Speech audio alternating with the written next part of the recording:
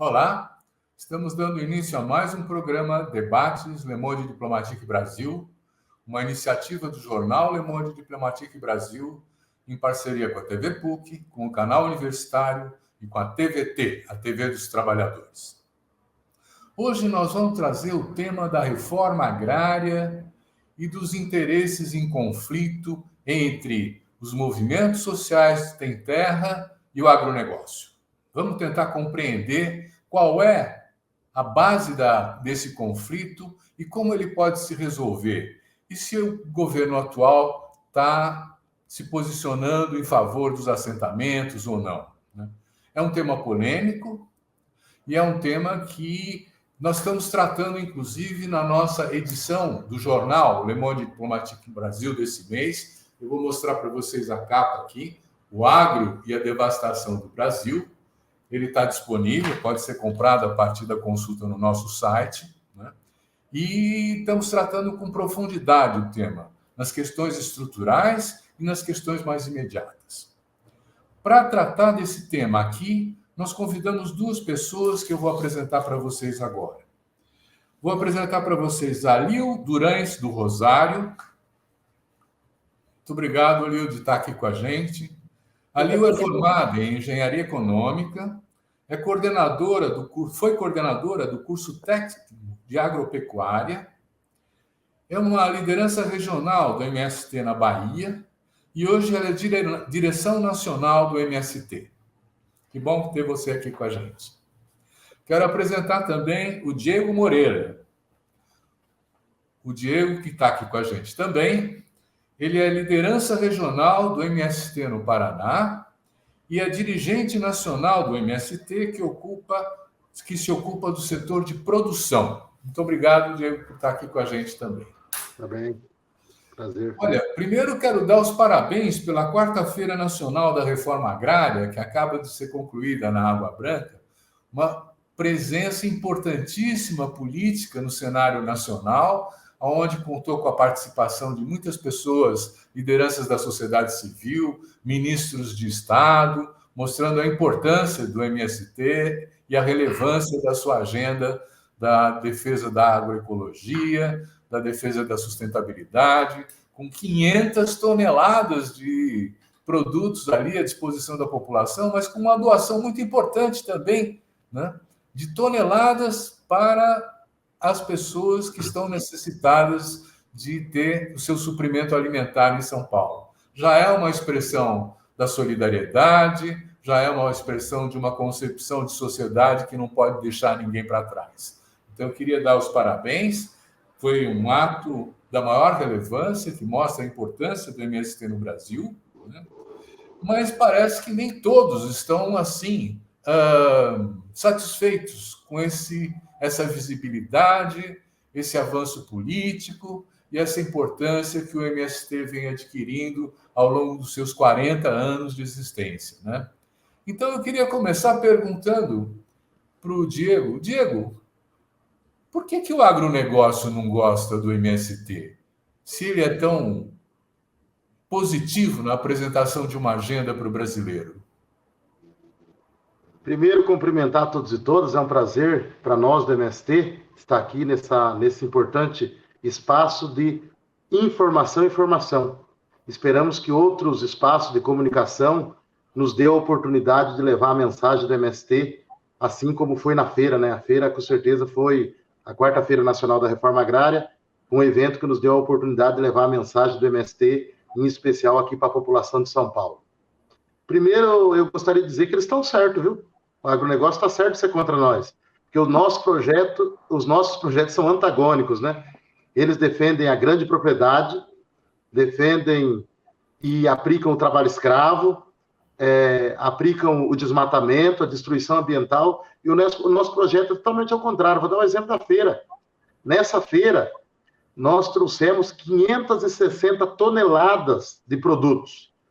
Essas 560 toneladas, em mais de 1.730 itens de produtos diferentes que foi comercializado durante a feira, 1.700 feirantes, organizados aí por 191 cooperativas e associações do Brasil inteiro. A Culinária da Terra que tinha 30 cozinhas, apresentou 95 pratos típicos da culinária brasileira diferente. Mais de 320 mil pessoas passaram pela feira nos 4 dias. Mais de 400 artistas de diferentes expressões culturais, da música, da literatura, passaram pela nossa feira nos 4 dias. Então, estou dizendo isso para dizer que o nosso projeto é totalmente diferente do deles. É esse projeto que nós estamos defendendo.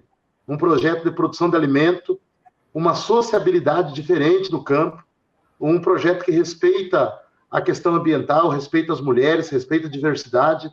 Então, é óbvio que o agronegócio vai ser contra nós, porque os nossos projetos são totalmente diferentes. Então, eu acredito que a quarta Feira Nacional da Reforma Agrária, ela expressou e expressa para a sociedade essa diversidade que é a reforma agrária nesses quase 40 anos que nós estamos fazendo a luta e construindo, e mostrou também esse projeto de sociedade, de sociabilidade que nós queremos construir. Então, não estamos preocupados. Eu estaria muito preocupado, Silvio, se o agronegócio estivesse gostando de nós, viu? Daí nós estaríamos fazendo as coisas erradas. Mas como eles estão contra e nos atacando, significa que nós estamos fazendo certo. Porque como eles estão do outro lado, e nós estamos do outro lado, então eles nos atacando significa que nós estamos fazendo a nossa parte na sociedade brasileira, que é tentar propor um projeto de campo diferente, e esse projeto de campo é a Reforma Agrária Popular. Então vamos continuar com a Lil. Lil, parece que tem, eu não tenho muita informação, você pode me corrigir se estiver errado, mas parece que tem umas 60 mil pessoas, famílias, que ainda estão acampadas debaixo de lona, sem conseguir participar de um assentamento, não é isso? Mas, na verdade, tem terra que sobra no Brasil, né? Então, como é que é? Não dá para conviver o movimento dos trabalhadores sem terra e a demanda da terra com esse povo do agronegócio? Não tem espaço para todo mundo? Muito bem. Olá, bom dia a todas e todes.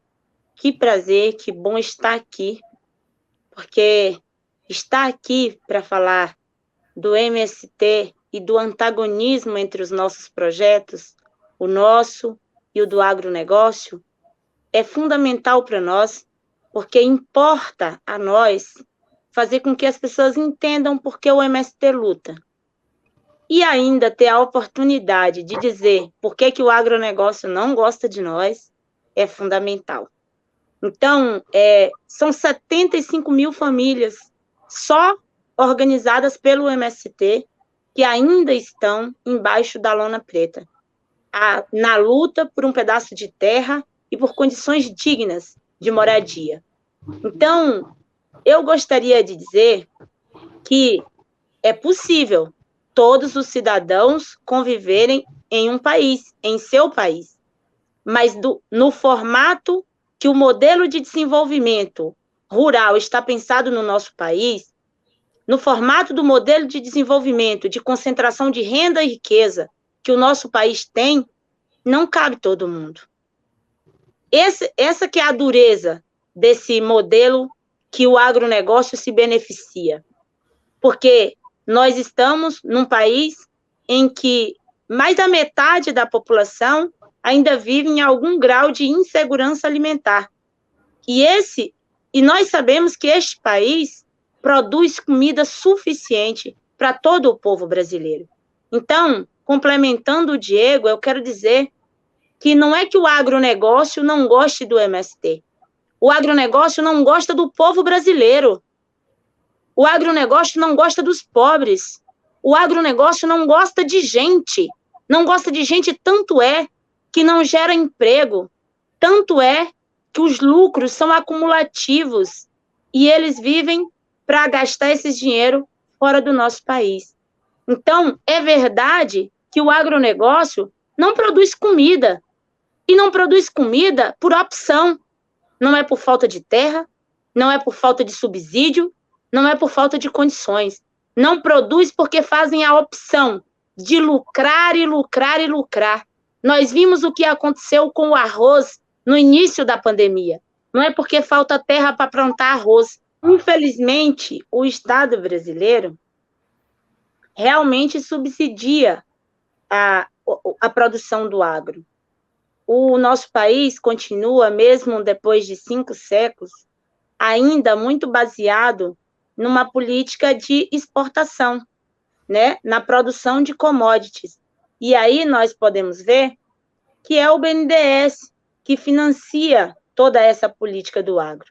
Nós vimos nesse último período o que foi a tal da frase de passar a boiada. E essa é bem a síntese do que faz o agronegócio. Grande expansão na zona da Amazônica, nas áreas amazônicas, fazendo desmatamento, e com o que a gente viu que foi a mudança do Código Florestal, exatamente para beneficiar os grandes produtores do nosso país, produtores de commodities. Então, é crédito, é subsídio, é seguro de safra, tudo isso para o agronegócio poder produzir com o dinheiro público e depois dizer que sustenta o nosso país. Então, nós queremos fazer uma afirmativa. Quem produz comida para o povo brasileiro é a agricultura familiar. E dentro da agricultura familiar está a reforma agrária. Nós, homens e mulheres, que lutamos pelo processo de democratização e acesso à terra.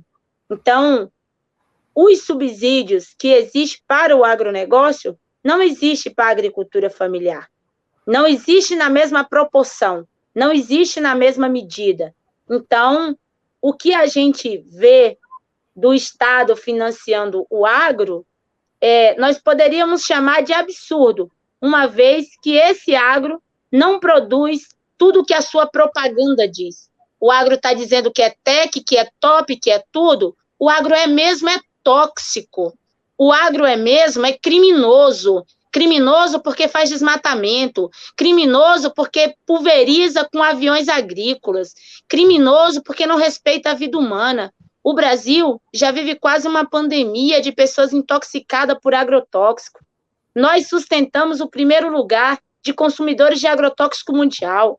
Nosso país ainda usa agrotóxicos que estão proibidos em todos os outros países da Europa, em todos os países da Europa. Então, o que o agro faz, de fato, é nos envergonhar, porque parece que já no século XXI a gente ainda se preocupe tão pouco com a vida humana que a gente tenha que estar migrando a produção do agro para o Cerrado, na região do Mato Piba, visando a utilização de todas as águas que nós temos, dos nossos aquíferos subterrâneos, para continuar subsidiando a produção envenenada do agronegócio e que não fica aqui no nosso país.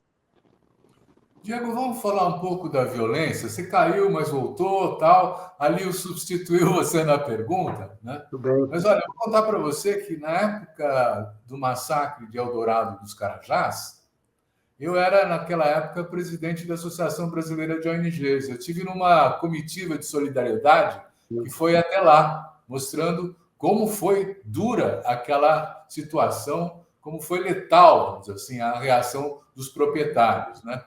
Você tem acompanhado os atos de violência? Eles continuam ou já melhorou essa situação? Sim, nós temos acompanhado, enquanto MST, a CPT recentemente lançou o Caderno de Conflitos no Campo, reafirmando mais uma vez que o conflito no campo ele tem aumentado, né? Basta olharmos para a situação dos nossos irmãos e irmãs indígenas, em especial os Yanomamis. Então, nós estamos vivendo um período de muito aumento, vivemos um período de muito aumento de conflito no campo, dada a desestruturação das instituições responsáveis para investigar e punir esses conflitos. Um outro aspecto relevante é o que foi no governo passado, a liberação, como nunca visto na história do país antes, das armas. Então, é verdade que se instalou verdadeiras milícias rurais no campo, né, que estão o tempo todo ameaçando e violentando as organizações e os povos.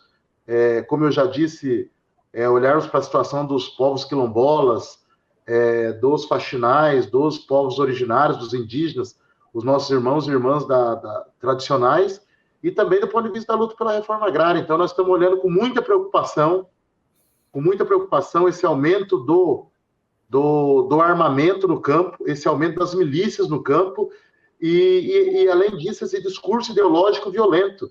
Esse discurso ideológico violento de polarização que há na sociedade brasileira, ele também está no campo. Então, isso nos preocupa, tendo em vista que nós, MST, somos uma organização que lutamos pela reforma agrária, lutamos pelo direito à terra, e esse lutar pela reforma agrária, lutar pelo direito à terra, ele está sendo cerceado, né? Está sendo intimidado, como sempre foi, mas agora com uma expressão ainda muito maior e, infelizmente, legalizada pelas milícias do campo.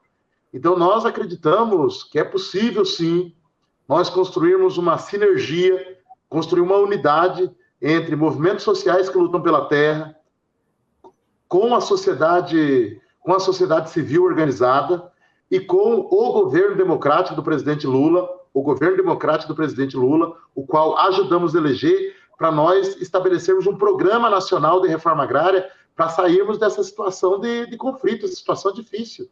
Então, nós precisamos que tanto nós, os movimentos sociais, que já fazem isso, junto com a sociedade, que eu acredito que também quer isso, e a presença da sociedade na Quarta-feira Nacional da Reforma Agrária nos deu esse recado. Junto com o governo democrático do presidente Lula, nós possamos estabelecer um programa nacional de avanços na reforma agrária, que vai passar por estruturar os assentamentos já existentes, e assentar essas 75 mil famílias que a Lil mencionou muito bem. Então, nós precisamos de um cronograma de assentamento de famílias, porque com essa sinergia, com essa unidade entre nós, movimentos sociais, sociedade civil e governo, é possível nós sair desse cenário de violência, esse cenário de cerceamento, que vai levar a luta pela terra, a luta pela reforma agrária, a resistência dos povos, não só nosso do MST, resistência dos irmãos e irmãs indígenas, dos quilombolas, daqueles e daquelas que resistem no campo produzindo alimento, para um outro patamar na sociedade brasileira. A sociedade brasileira tem uma dívida histórica com os movimentos sociais, tem uma dívida histórica com o povo do campo, e que nós acreditamos que estamos entrando numa conjuntura e num ambiente possível de ser resolvida.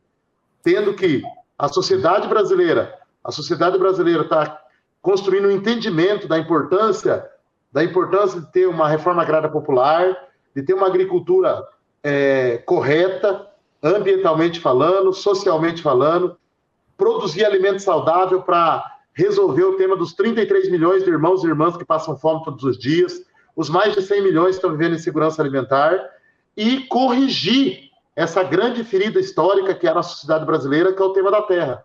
Então, está provado que esse agronegócio agroexportador, totalmente tóxico, totalmente dependente do Estado brasileiro, não resolve o tema do alimento, não resolve o tema da questão ambiental. Isso é possível resolver com um programa sério e coerente de reforma agrária. Então, nós precisamos construir essa sinergia, essa unidade na sociedade brasileira e no governo para superarmos esse capítulo difícil que insiste a aparecer para nós a cada tempo histórico, que é esse capítulo da fome. Olha, nós vamos falar daqui a pouco do como as cooperativas e os assentamentos estão mostrando um novo modelo de desenvolvimento.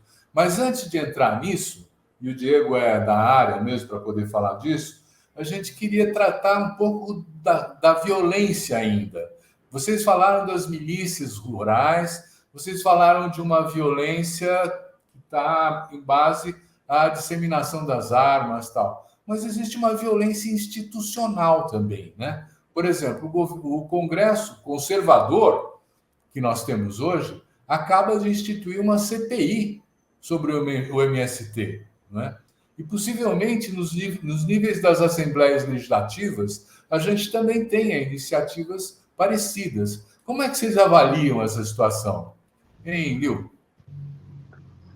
Então, Silvio, realmente a violência ela se constitui em algumas dimensões. É mais do que a dimensão só da violência física. Ela tem a violência psicológica, que esse discurso do ódio cumpre esse papel, e a violência institucional, sem dúvida nenhuma. Então, essa questão da CPI, essa é a quinta CPI que vai ser instituída para investigar o MST. Então, nós sabemos que essa é uma CPI que ela não tem razão de ser. É uma CPI que o agronegócio está criando para tirar o foco do que realmente importa, do que realmente o Congresso deveria legislar, que é o tema da fome, que é o tema da tentativa de golpe do 8 de janeiro, que é o tema dos agrotóxicos, que é os diversos temas da violência, os diversos temas que o Brasil precisa resolver. Então, é uma CPI para criminalizar as organizações que lutam por direitos no nosso país. É notório que o MST é uma organização que luta pelo direito de acessar a terra. Direito esse que foi negado a nós, pela própria trajetória e a história do Brasil. Mas aqui, como nós estamos nesse mês de maio, eu ainda quero dizer, e complementando ainda também o Diego, sobre a dívida histórica que a sociedade brasileira tem com a nossa população, principalmente pensando que o povo preto foi o povo que ficou à margem, inclusive que a lei de terra ela foi criada antes da lei áurea, que é a lei da abolição.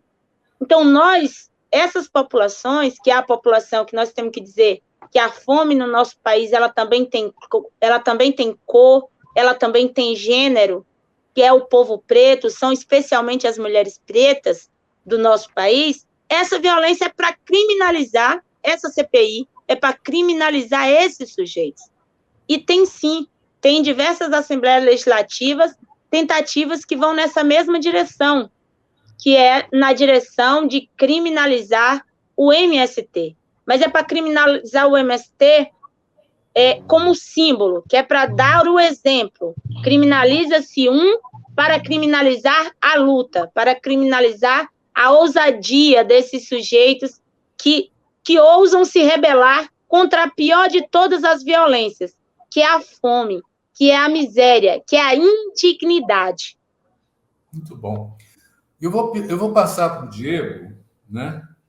No sentido ainda de tratar, Diego, não vamos entrar ainda na dinâmica interna da produção, mas vamos falar assim, vocês tiveram na quarta-feira nacional da reforma agrária a presença de ministros de Estado, né? De parlamentares, de políticos, né? De partidos políticos, né? E eu queria saber, vocês avaliam que esse cenário que vocês estiveram enfrentando nos anos passados, recentes, está mudando? Está mudando para onde? O que vocês esperam desse novo governo?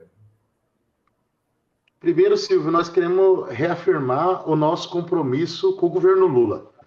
O presidente Lula foi eleito por nós. Nós, da MST, tivemos um protagonismo razoável, para não dizer grande, na eleição do presidente Lula, né? Quem não lembra do bom dia, boa tarde, boa noite, lá na Vigília, em Curitiba? Sou paranaense, ajudei a organizar aquilo lá aos 580 dias. Então, nós sabemos, não precisa ninguém falar, e não queremos ficar também falando o tempo todo, mas nós sabemos muito bem do papel que cumprimos contra o impeachment ilegítimo da presidenta Dilma, né? Nós tivemos nas ruas defendendo a presidenta Dilma e defendendo a democracia, estivemos nas ruas contra a criminalização do presidente Lula, que mais tarde a história nos absolveu e mostrou, né, que nós estávamos certos, e tivemos nas ruas fazendo campanha e ajudando a eleger o presidente Lula. Então nós temos um compromisso com o governo democrático do presidente Lula. Então qualquer ameaça que venha do lado de lá contra esse governo democraticamente eleito, nós estaremos de pé, estaremos posicionados como sempre. Segundo, em defesa da democracia, que só é possível, a luta que nós fazemos, que é a luta pela reforma agrária, ela só é possível nas democracias. Então a reforma agrária é parte a reforma agrária é um pilar da democracia. Ela é parte da consolidação do processo democrático. Então, defender a democracia é defender a reforma agrária. Então, nós sempre vamos nos levantar para defender a Constituição, defender a reforma agrária, defender as instituições do Estado Democrático de Direito. Porém, nós queremos preservar e vamos manter, independente de governo, independente se é governo de direita, de esquerda ou de extrema direita, como fizemos no governo anterior, nós vamos continuar defendendo a reforma agrária. E continuar defendendo a reforma agrária é continuar exercitando a nossa principal forma de luta, que é a ocupação da terra. Então, não há governo e não haverá governo que negociará com nós a nossa forma de luta. Isso nós vamos continuar fazendo. E acreditamos que o governo Lula sabe muito bem disso. Então, a presença dos ministros, dos vários ministros que teve na feira, dos parlamentares do nosso campo e do nosso vice-presidente, ela representa isso. Representa um governo democrático que entende o papel do movimento social, entende o papel da reforma agrária e que nos respeita. Então, nós estamos felizes e esperançosos com os ventos democráticos que o governo do presidente Lula está trazendo de volta para o nosso país. Aliás, para o continente, por que não para o mundo? Então, nós, MST, que somos um movimento essencialmente democrático, a reforma agrária, que precisa de governos democráticos para avançar, nós estamos esperançosos. Embora achamos que o governo está um tanto descompassado em relação às respostas que precisa dar para a reforma agrária, mas nós estamos bastante esperançosos e a presença do governo federal na quarta-feira da reforma agrária demonstra o compromisso, mas também a esperança que nós temos nesses 3 anos e meio, viu, Silvio? Está passando o tempo, viu? Já não são mais 4 anos. Estamos chegando quase nos 6 meses de governo. Esperamos que logo o governo nos apresente, a partir das nossas demandas, um programa prático, concreto, para avançarmos na reforma agrária nos próximos 3 anos e meio. Mas olha, eu tenho lido nos jornais que existe um plano emergencial de assentamentos, que o governo pretende assentar 40 mil famílias esse ano e que destinou 400 milhões para isso. É isso mesmo? Já começou? Silvio. Ah, bom, qualquer um. Lio, por favor, Lio. Não, estejam à vontade. Pode seguir, Diego. Não, tá bom. Por exemplo, você viu isso, mas nós não vimos em lugar nenhum ainda, viu? Nós não vimos em canto nenhum, nem nos jornais. Então, esperamos que o governo do presidente Lula, através do Ministério do Desenvolvimento Agrário e Agricultura Familiar, que foi uma reconquista agora no nosso governo, no governo democrático do presidente Lula, que possa apresentar para nós esse programa, dizer quantas famílias vai assentar, qual que é o plano para desenvolver os assentamentos, qual que é o plano para a educação na reforma agrária, para a saúde, para a cultura. Nós estamos ansiosos para que eles nos apresentem, mas nos apresentem de forma formal. Nós, inclusive, solicitamos, se fosse possível, que apresentasse durante a quarta-feira. Não foi possível. Durante a quarta-feira nacional da reforma agrária, não foi possível. Mas nós estamos pedindo para o governo que imediatamente apresente esse programa para todos nós, que, inclusive, esse programa pode acalmar o coração e a ganância do agronegócio, viu? Porque o agronegócio precisa saber que tem um governo democrático, o qual boa parte deles não ajudou a eleger, e nós ajudamos, portanto, é legítimo nós exigir desse governo que apresente para nós um programa de reforma agrária, o qual o agronegócio não tem legitimidade para exigir nada para eles, porque a grande parte deles não apoiou o governo que está aí. Olha, para dizer que eu não inventei isso aí, eu li no jornal Valor hoje, essa análise de que existe um plano emergencial que vai chegar a 40 mil famílias, os assentamentos. Silvio, é como nós ficamos até de madrugada na desmontagem do parque, lá na Liurão, não tivemos tempo para ler jornal hoje cedo. Mas que bom que você nos trouxe a informação, estou feliz. Tá tudo certo. Agora, quais são as prioridades para os novos assentamentos, hein, Lil? Então, Silvio, nós sabemos que o que aconteceu nos últimos 6 anos foi um completo desmonte do processo do programa de reforma agrária. Então, nós entendemos que a prioridade nossa, ela está em culminância com o que é prioridade para a sociedade brasileira, que é acabar com a fome. Então, para os novos, a primeira prioridade é a terra. Então, desse plano aí, nós estamos mesmo muito ansiosas para saber qual que é a meta que o governo tem para o assentamento, para que a gente possa também debater sobre isso com a nossa base, para a gente também modelar o nosso processo de luta, porque nós não temos condição de recuar da luta, porque nós sabemos que existe muita terra sem gente e muita gente sem terra. Então, a prioridade vai ser a gente trabalhar para produzir alimentos e para fazer dos assentamentos um lugar em que a gente, de fato, viva com dignidade. Então, é prioridade para nós o processo de agroindustrialização dos alimentos. Porque você imagine, viu, Silvia, nós tivemos na feira 560 toneladas de alimentos. Mas o MST doou, durante a pandemia, o equivalente a 8, 9 feiras. Porque foram quase 9.000 toneladas de alimentos doadas. Então, é uma quantidade razoável. Então, a feira, ela é só uma amostra do que o MST produz. Mas quando a gente visita a feira, a gente sabe que ainda está muito aquém o nosso processo de industrialização dos nossos produtos. Então, é prioridade para nós. Mas é prioridade para nós, cada dia mais, avançar no processo de transição para a agroecologia, porque o nosso compromisso é com um projeto de desenvolvimento que respeite a natureza. Nós queremos construir um processo de novas relações entre seres humanos, mas também de nova relação com a natureza, com o processo de desenvolvimento da produção.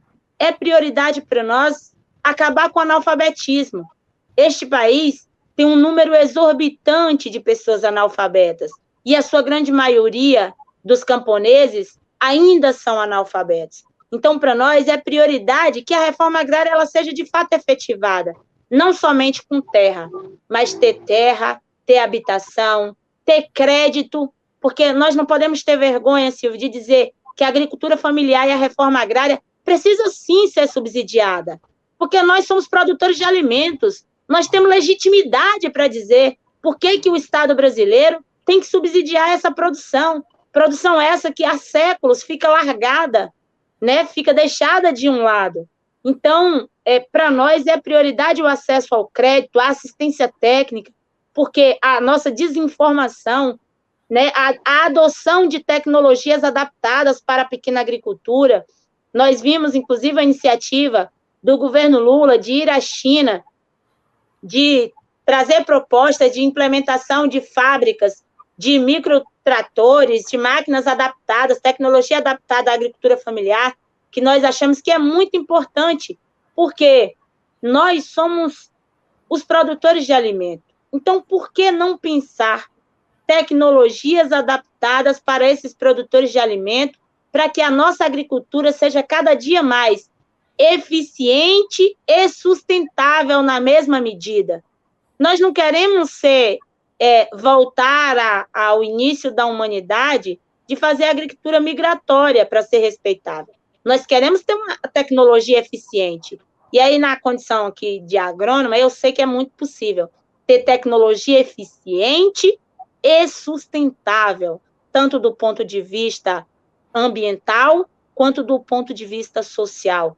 E queremos também que seja viável do ponto de vista econômico, porque nós não queremos, nós não estamos fazendo luta pela reforma agrária para continuarmos pobres, para continuar na miséria. Nós queremos melhorar as condições de vida dos camponeses, das camponesas, e fazendo isso, produzindo alimento saudável, que automaticamente melhora as condições de vida do conjunto da classe trabalhadora e da nossa sociedade. Beleza. Diego, estamos entrando na sua área aí, né? Tem umas coisas que aconteceram ao longo da trajetória do MST, por exemplo, de entrar na questão da agroecologia, se transformando no maior exportador de arroz orgânico da América Latina, não é isso? E agora vocês estão começando a falar em cadeias produtivas. O que é isso, hein? Então, a produção é uma prioridade para nós e, em especial, a produção de alimentos.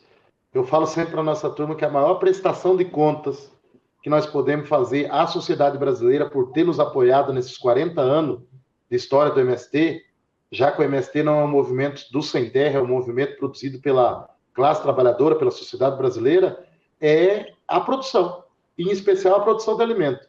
Ontem tivemos o prazer de, junto a 20 entidades e com o padre Júlio Lancelotti, de doarmos 38 toneladas de alimento durante a feira para as entidades e para a nossa população que está em condição de fome e miséria aqui na cidade de São Paulo. Então, isso para nós não é propaganda, para nós é um valor, né? O produzir alimento e partilhar o fruto do nosso trabalho, que é a produção, para nós é um valor, é um princípio na reforma agrária. Então, esse é uma preocupação e é o sentido da luta pela terra, é lutar pela terra para produzir alimento. E produzir alimento de forma sustentável, né?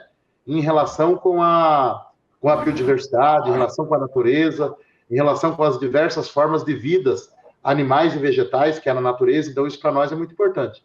E, nesse sentido, o movimento vem organizando o que nós estamos chamando de cadeias produtivas, que é você pensar desde o processo de recuperação de solo.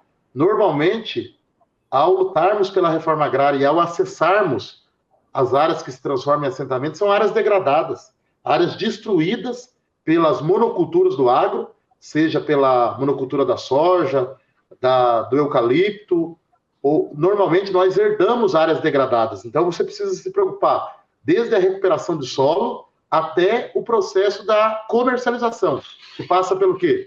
Passa por recuperar o solo, por organizar a produção, aquela cadeia produtiva vinculada a alimento, organizar a agroindústria, organizar o processo de comercialização, lutar por políticas públicas. Silvio, isso é muito importante, viu? O Estado brasileiro precisa ter políticas públicas que garanta, que fomente, como a Lil falou, subsidie, desde esse processo de recuperação de solo, a organizar a produção, o processo de agroindustrialização, até o processo de comercialização, que essa produção chegue subsidiada ao agricultor e agricultora, mas chegue também em condições acessíveis àqueles e aquelas que mais necessitam, que são esse povo que está passando fome hoje. Então, nós temos várias cadeias produtivas. Vamos pegar, por exemplo, a cadeia produtiva do arroz. Que lindo, né? Somos o maior produtor de arroz orgânico da América Latina. Somos muito orgulhosos disso. Mas nós também somos grande produtor de derivados de milho, derivados da cana-de-açúcar, do cacau, né, Lil? Aí na Bahia. Nós certamente somos os maiores produtores do Brasil de hortifruti. Os maiores produtores do Brasil. Ou seja, então, o nosso movimento, o nosso setor de produção, o nosso movimento, ao organizar a produção desde os assentamentos, passando pelas cooperativas, passando pelo processo de comercialização, e melhor, vou falar agora do suco de uva Monte Vêneto. Nós somos um produtor de uma grande iguaria, que é o suco Monte Vêneto, sem trabalho escravo, viu? Ou seja, a nossa prioridade também é produzir relações sociais de trabalho diferentes, relações de trabalho baseadas na cooperação. Então, além de tratar bem a terra, além de tratar bem o meio ambiente, nós precisamos cuidar das pessoas, dos seres humanos que produzem. Então, nós precisamos produzir relações sociais de produção diferente. Então, Silvio, quando nós estamos falando de cadeias produtivas, nós estamos falando de zelar da terra, zelar da natureza, produzir alimentos saudáveis de qualidade e zelar pelas relações sociais de trabalho que existem nos assentamentos, nas cooperativas, nas associações. Então, é esse sentido que nós queremos. Como produzir riqueza, e o alimento é uma riqueza, como produzir essa riqueza que é o alimento, com relações sociais de produção baseada na agroecologia e na cooperação. Isso para nós é fundamental, e é isso que significa o que nós estamos chamando de reforma agrária popular. A reforma agrária popular é o acesso à democratização à terra, mas ao acessar e democratizar a terra, produzir relações sociais de produção diferentes. E quando a pessoa toma um suquinho Monte Vêneto, vai lembrar, opa, esse suco é produzido pelo MST num assentamento de reforma agrária com relações sociais de produção diferentes, respeitando o ser humano e respeitando o meio ambiente. Muito bom. Eu acho que está todo mundo curioso para fazer uma pergunta, assim. Eu vou tentar expressar isso, né? Essas cooperativas, esses assentamentos, eles são autossuficientes? Eles conseguem uma rentabilidade que equilibre a sua economia? Hein, Lil? Muito bem. Que bom responder essa pergunta. Os assentamentos de reforma agrária, Silvio, são assentamentos formados por pessoas altamente empobrecidas. Mas, no processo de organização para a luta, essas pessoas vão se organizando e vão aprendendo a como conviver com a terra. Mas, no geral, a partir do acesso à terra, as pessoas conseguem, sim, construir autonomia, construir o que nós chamamos de soberania, né? Elas são autossuficientes no seu processo de alimentação e na sua existência.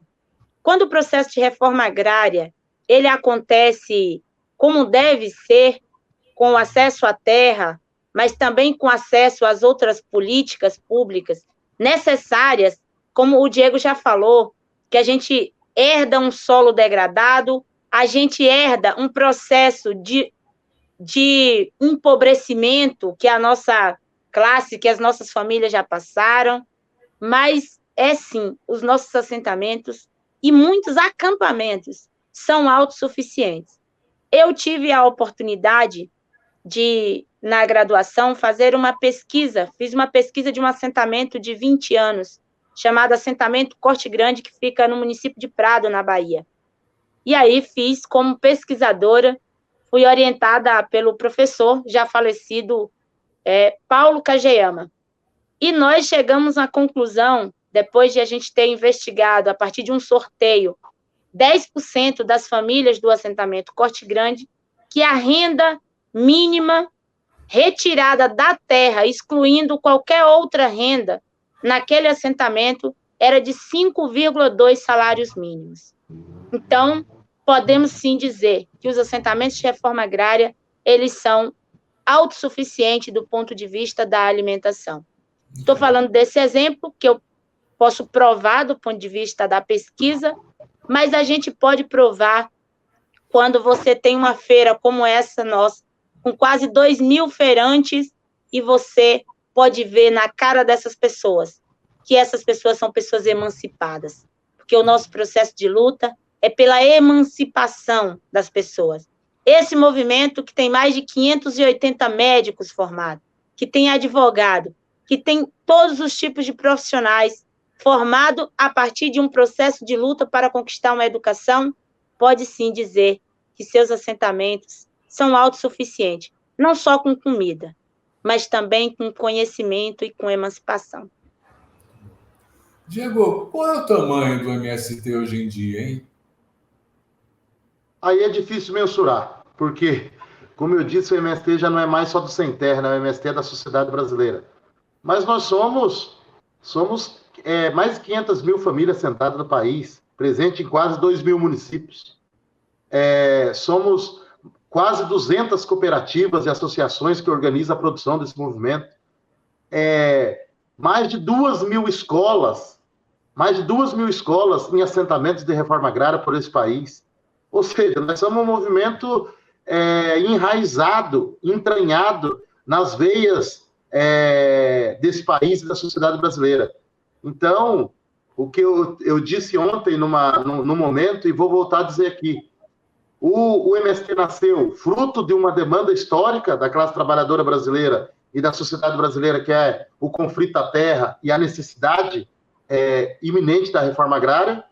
O MST veio cumprindo funções importantes na sociedade brasileira, entre elas a solidariedade, e como eu disse, a solidariedade é uma forma de prestar contas à solidariedade que a sociedade sempre nos deu. E o MST, Silvio, não vai faltar ao povo brasileiro, viu? Todo momento em que esse país, essa sociedade nos chamar para as diferentes tarefas e missões, nós estaremos posicionados, seja para defender a democracia, para ajudar a superar os dilemas históricos que esse país tem, como é o dilema da fome. Eu digo, a fome é uma ferida aberta no nosso país. E é uma ferida que um dia nós precisamos cicatrizar ela, viu? E essa ferida, ela teima em se abrir a cada tempo histórico.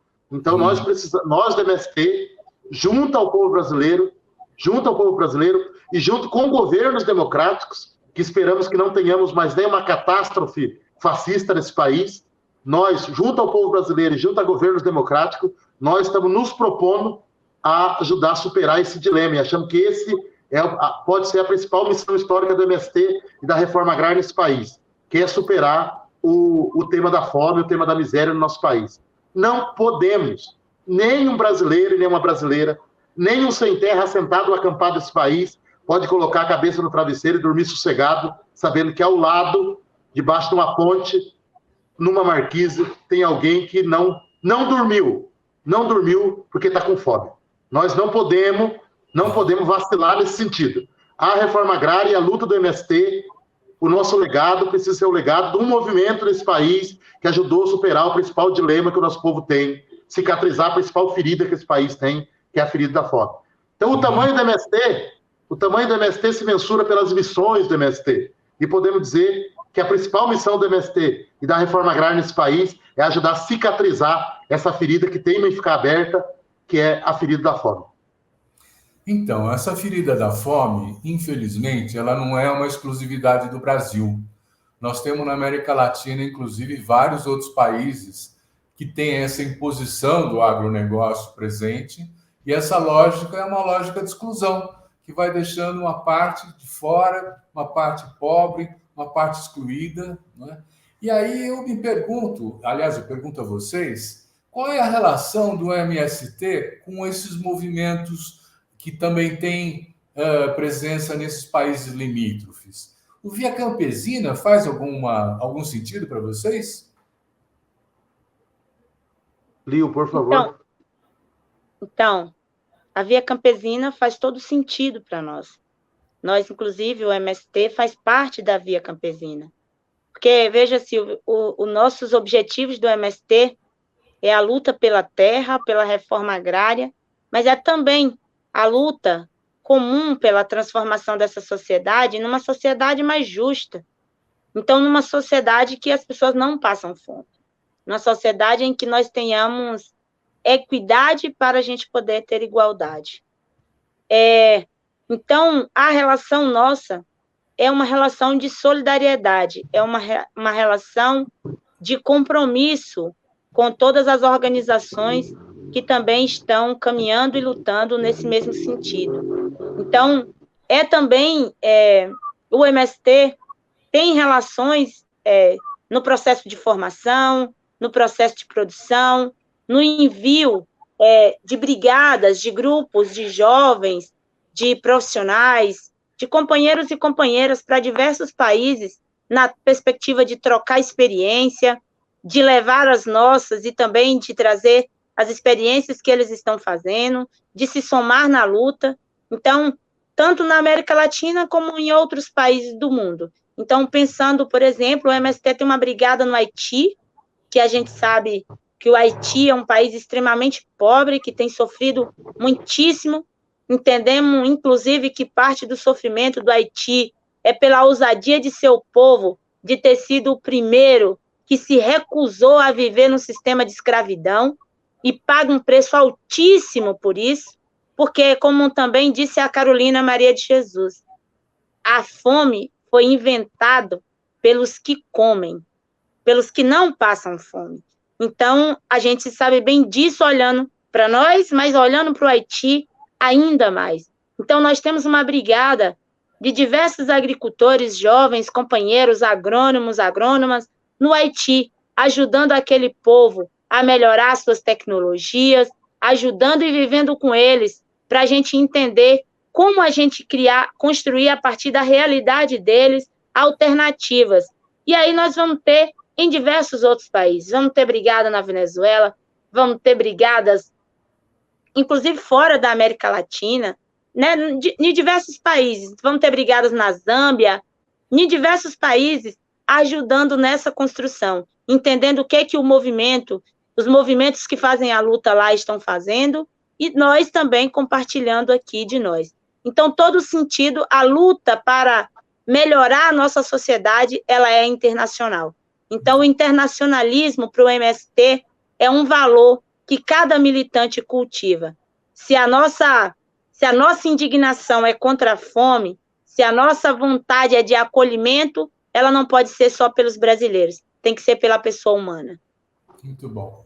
Olha, gente, nós estamos acabando o programa. Passa rápido, o papo é bom, né? Eu acho que a gente podia fechar no sentido de que vocês, cada um podia ter 2 minutos, para dizer assim, e agora, quais são os próximos passos do MST depois desse sucesso da Quarta-feira Nacional da Reforma Agrária? Diego, quer começar? Podemos. Nós continuaremos, como já dissemos aqui, tanto eu quanto a Lil, continuaremos firmes no nosso objetivo. Lutar pela democratização da terra nesse país, que é um dilema histórico. Lutar pela reforma agrária, que daí é garantir que políticas públicas de Estado cheguem até o campo, cheguem até os assentamentos de reforma agrária, e junto com o povo brasileiro lutar para ter um país mais justo, um país mais solidário, um país mais fraterno. E, obviamente, isso conectado com a América Latina e com o mundo, né? Porque a classe trabalhadora ela é uma só no mundo inteiro, né? Há diferentes processos de exploração de acordo com país a país.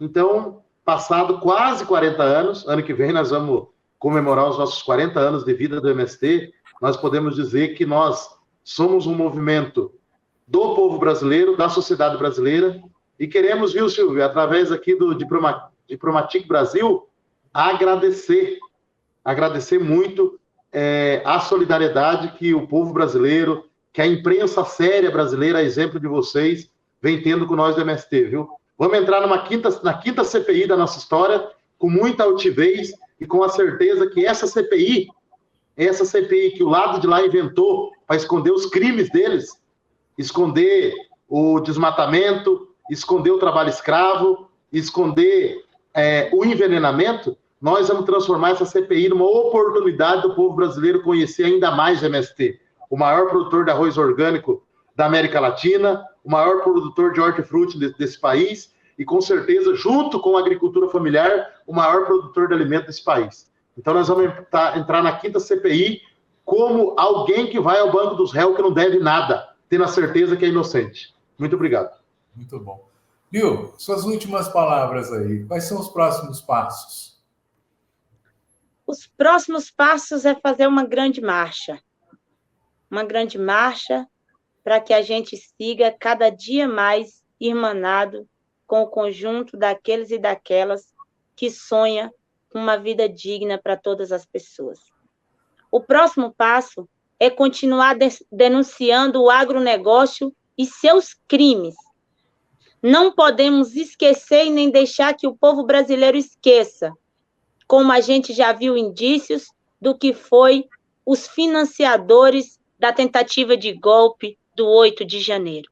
Não deixaremos que ninguém se esqueça disso, como nunca permitimos que se esquecessem dos 21 sem terra assassinados em Eldorado dos Carajás.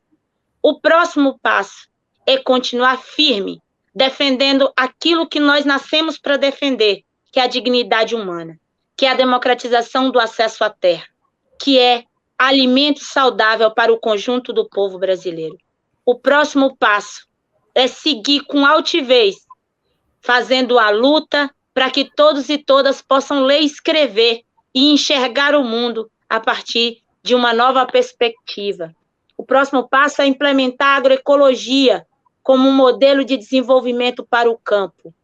O próximo passo para nós é construir, junto com todos e todas, uma luta conjunta para defender a democracia, para defender o governo Lula daqueles que nós sabemos que hoje tenta se livrar das defesas que fizeram no passado, dos golpes, do retrocesso que o Brasil viveu, daqueles que tentam se livrar das diversas violências que fizeram ao longo desse período, daqueles que se escondem dos 700 e tantos mil mortes no Covid. Nossos próximos passos é seguir denunciando todos esses crimes e o principal deles, que é a fome. Porque nós sabemos que a fome, assim como é a seca no Nordeste, não é um problema de falta de alimentos. É um problema que é criado pelos ricos, porque isso os interessa. Então, a fome interessa ao agronegócio, mas não interessa ao povo brasileiro. Então, nós sabemos que o povo brasileiro estará junto conosco. E quero fechar como Diego. Nós iremos para essa CPI de cabeça erguida. Nós iremos para essa CPI com as nossas ferramentas de luta, que são os nossos próprios corpos, que é a nossa voz, que é a nossa história, porque nossa história é a maior prova de que não cometemos crime. A nossa história é a maior prova que o crime que o MST comete é acabar com a fome, porque desse povo que passa fome não estão nos assentamentos do MST. Não é lá que o povo está passando fome.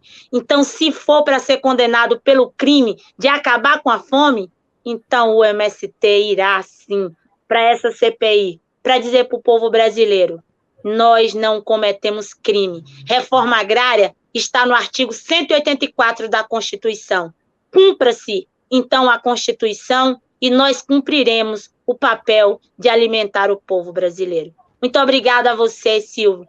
Muito obrigada a toda a imprensa séria que nos ouve, e nós estamos, nesse momento, tendo uma outra trincheira de luta, que é a oportunidade de estar por aqui, pela imprensa, dizendo do nosso lugar de fala, quais são as nossas verdades, quais são as nossas bandeiras de luta.